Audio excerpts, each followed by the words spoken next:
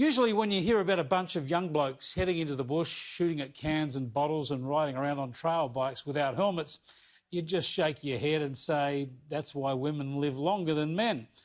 But this case is a lot worse. Latrell Mitchell, Josh Addo-Carr and Tyronne Roberts-Davis, as professional rugby league players, are highly paid and, like it or lump it, they're role models. And not only were they silly enough to do this, they filmed it and posted it on social media. They ought to be prosecuted for stupidity.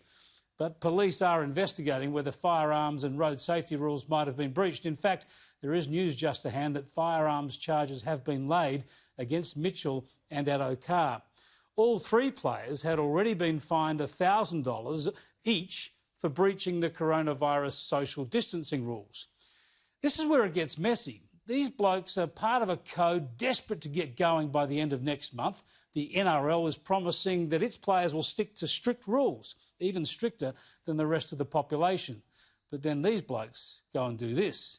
Terrible timing for rugby league. That's why the NRL has hit them with $50,000, $50,000 and $10,000 fines respectively.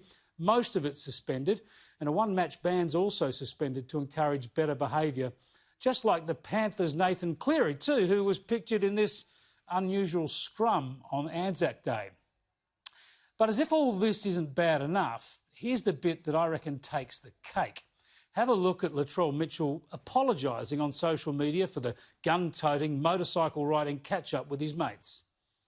Like I said, Foxy reached out, had his cousins that are going through a bit of stuff in Sydney, so he just wanted to get away up to the bush and make sure that they're getting culturally connected again, and that's the whole part of the concept of this weekend was, and wasn't here to break any rules or just hurt anyone.